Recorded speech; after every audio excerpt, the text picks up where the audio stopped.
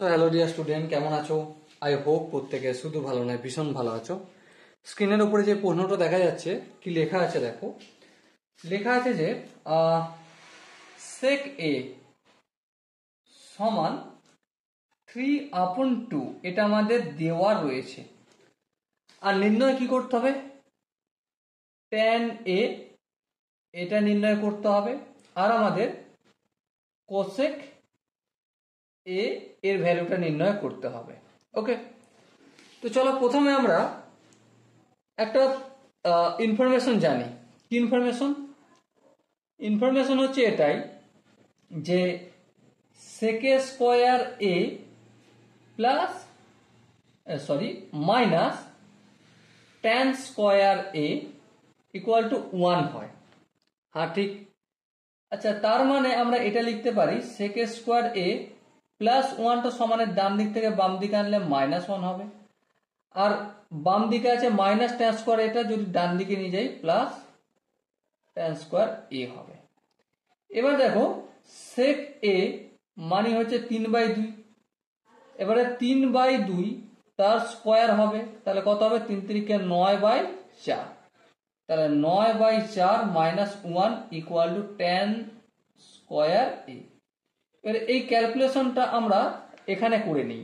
9/4 -1, LCM টেলসিএম নিলে 4 হবে, 4কে 4 দিয়ে ভাগ করলে 1, আর 1কে 9 দিয়ে গুণ করলে অবভিয়াসলি 9, মাইনাস 4 দিয়ে তো গুণ হয়ে যায়, এটা 4 1কে 4, সো আলটিমেট কত হলো? 5/4।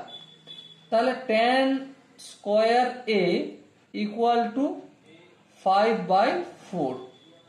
ওকে, স্কোয়ারটা যদি অপোজিট দিকে পাঠায় রুট হবে, তাহলে tan a সমান কি? √5/2 হবে। কেন?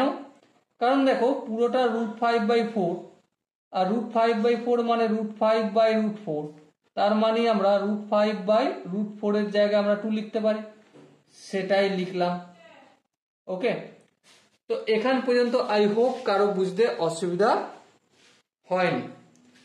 এরপর দেখো, এরপর কি আমরা কোসেকে যেতে গেলে আরেকটা কাজ করতে পারি। tan a সমান কি? √5/2। আচ্ছা, ট্যানটা কি আমি 1/cot a যদি লিখি, আই হোপ কারো আপত্তি থাকার কথা নয়। হ্যাঁ ঠিক আছে।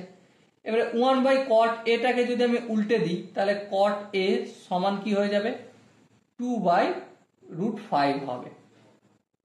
ওকে, সো এবারে দেখো আরেকটা ফর্মুলা জানি আমরা, আইডেন্টিটি, সেটা কি? cosec a square a minus cot square a equal to 1 হয়। তাহলে cosec a square a equal to কি হবে? 1 প্লাস cot স্কোয়ার a। এবার এই জায়গাটা আমরা একটু রাফে কাজ করে নিই। 1 প্লাস cot এর ভ্যালু কত? 2/√5, স্কোয়ার মানে পুরোটা স্কোয়ার, তাহলে 1 প্লাস 2 এর স্কোয়ার মানে 4, আর √5 এর স্কোয়ার মানে 5। সো আলটিমেট কত হলো? এটা যদি এলসিএম টেলসিএম নিই, 5 প্লাস 4 ইকুয়াল টু 9/5। সো কত পেলাম আমি?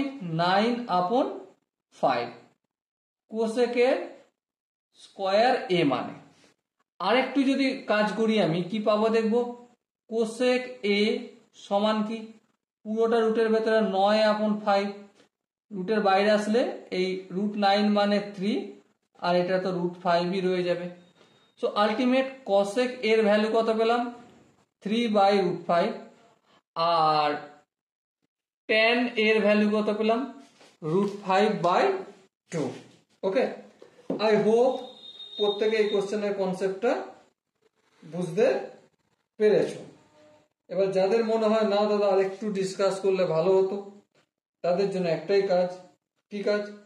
কমেন্টে জানাতে হবে। ওকে, সো ডিয়ার স্টুডেন্ট, দেখা হচ্ছে নেক্সট সেশনে। ততক্ষণ পর্যন্ত ভালো থেকো, সুস্থ থেকো এবং জয় হিন্দ।